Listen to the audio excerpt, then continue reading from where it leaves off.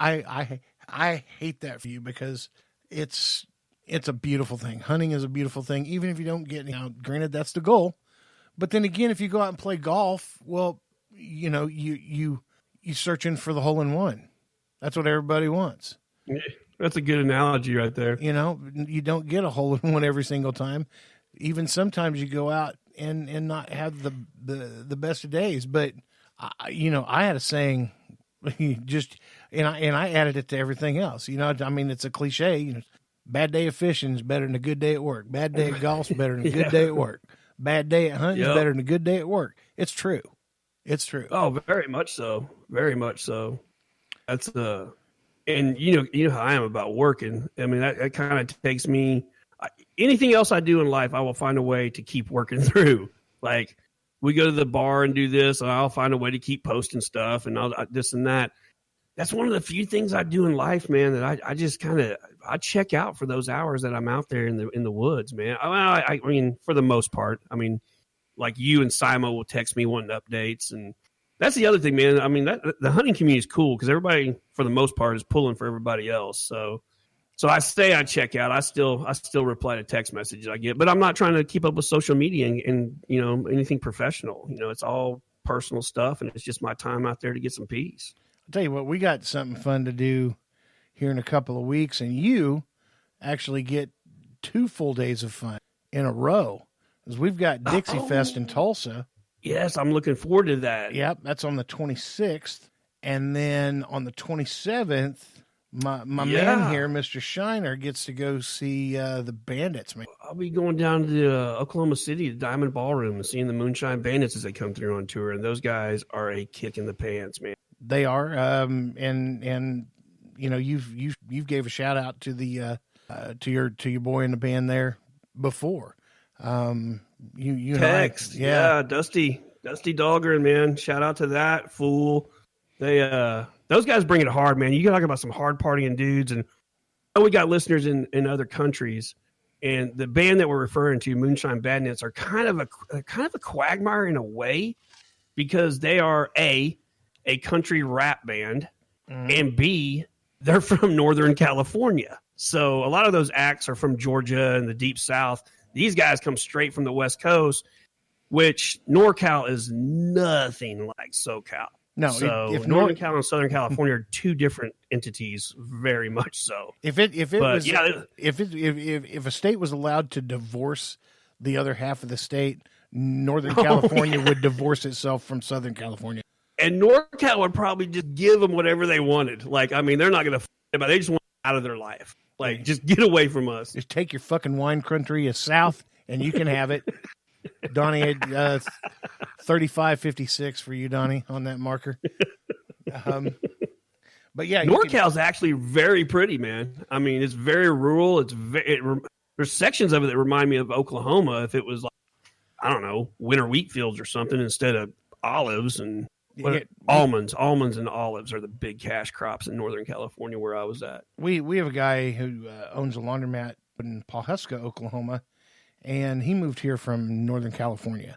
And I kind of tried to tread lightly with him for a little bit, and he kind of picked up on it, and he said, so I take it you're a Trump fan? And I said, well, I'm not going to call myself the biggest Trump fan in the world, but yeah, I think I made the better choice. And he said, hell yeah, you made And I was like, well, wait, I thought you were from California. And he's like, I am from California. It's those other people to the south that we don't agree with. And they don't like him, man. No. They do not like him. I think NorCal is one of the places you can go in the country that you are going to see more "Don't Tread on Me" flags flying at houses than anywhere else, man. Maybe down in Georgia and stuff like that, they do it too. But NorCal, man, I mean, everybody's flying one of those flags. Yeah, as a matter of fact, if I thought of a T-shirt the other day, and just on the front it says "Blue Collar" and that T-shirt would probably go well in Northern California. Mm-hmm. Those people, hardworking, blue collar. You know, they don't live in super fancy houses or anything like that, but they don't need it. You know, it's kind of like the South, except for but they're not they're not as outgoing or as personable. I don't know if personable is the right word. They're not as, you know how you can walk in the grocery store here and just make a friend, you know? You go out in NorCal and do that, they're looking at you like, man, are you getting ready to... Like, yeah, they're quiet like Amish until you get to know them, I think. Well, it's true story. Even down here, we have a lot of Amish in our area, and the Amish are very quiet. People, you know, they won't bother you. They don't want you to bother them either. But if you happen to get to know any of the Millers or Yoders, there's a few other last names, but there's not very many last names. There's just a whole bunch of each. But you ever get to know any of them, man? Stupid smart people for never, you know, they go through 8th grade. That's it. But what they learn outside of that, you know, you still read, you still pick up things. You know, it doesn't mean you're stupid because you just 8th grade. You just went out in the field to work with the family. But it doesn't mean you're dumb.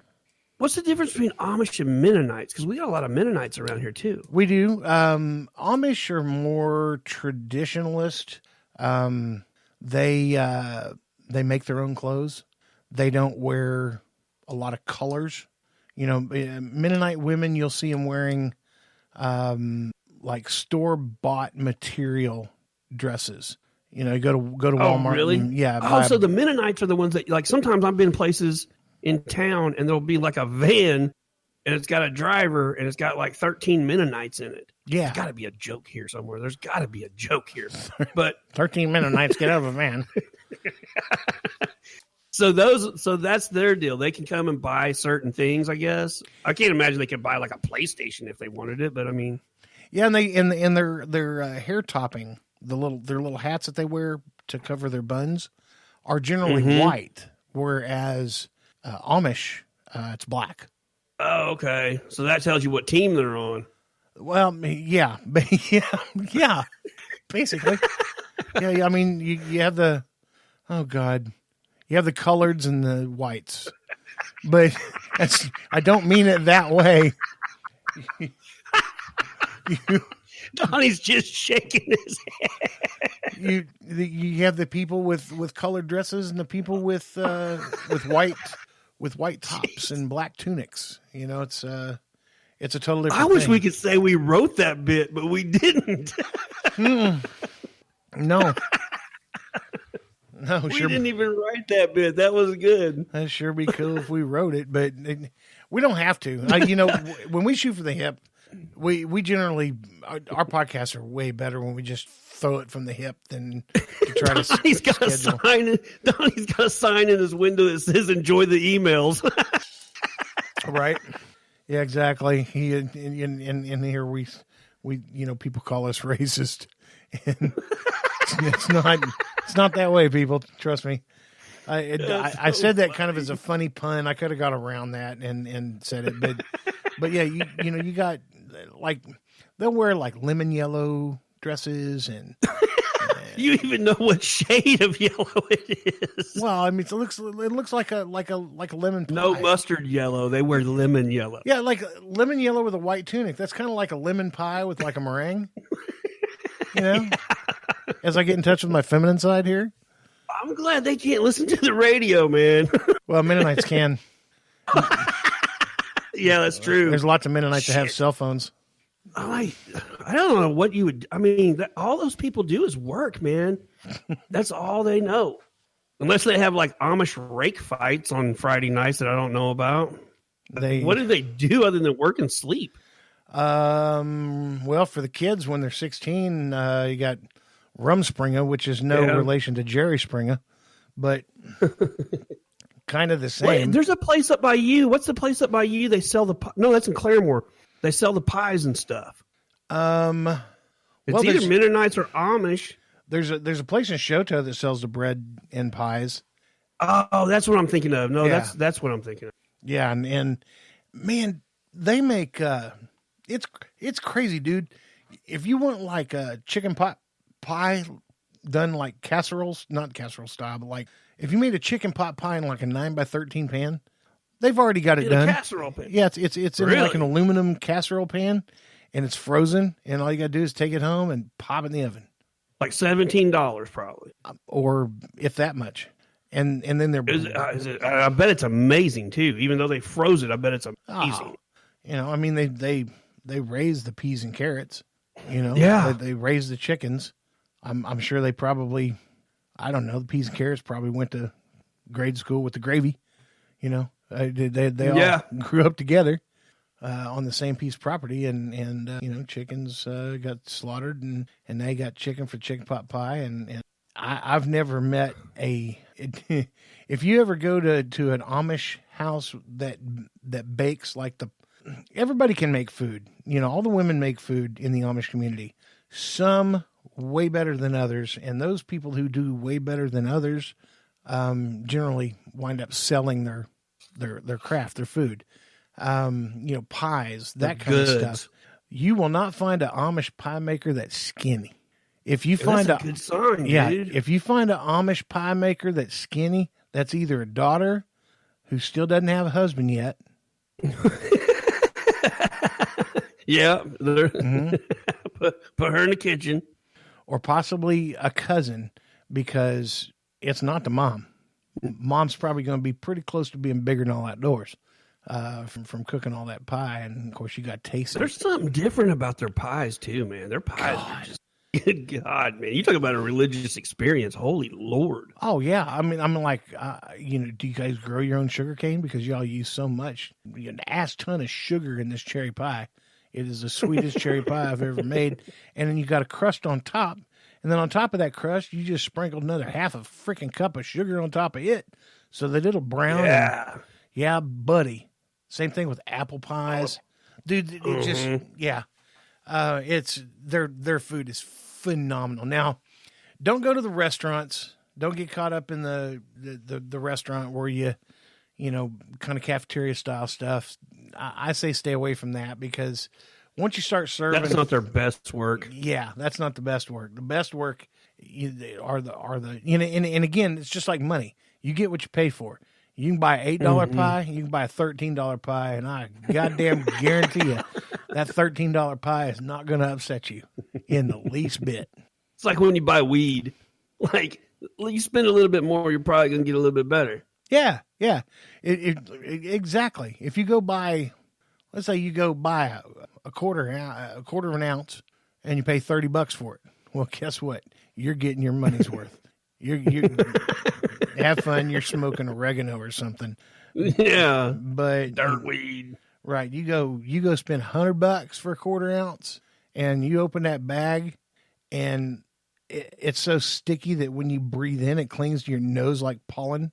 Okay, probably going to be worth it. You're probably going to have a really fun time after getting some of that. So, same thing, with their food. It's that $13 pie. You'll never beat it. You'll never find another pie out there. Probably. We're talking about weed and eating, and it reminded me, like a day or two before I headed out on that hunting trip, I found the remainder of the Walter White of Potts Rice Krispie treat in my cabinet. Mm-hmm. Good God, I'm telling you right now, that man's going to be rich. And I was cussing him again. It's a good thing he's got a cool name, so it's easy to remember. I was cussing Havis again. Like, man, he did it to me again. Well, he didn't. I mean, so God damn it, Havis. I'm high the next day. Mm-hmm. God damn it, Havis. You are. Like, I got out of bed the next day, and I was like, man, oh my God, I'm still doing this number here. Yeah, when they say, well, how much of this should I eat? Well, eat it like it comes in the store. Well, if you buy a thing of those Rice Krispies, only about 2 inches wide and about 3 inches deep, that's about all you need. Don't eat the whole fucking Rice Krispie.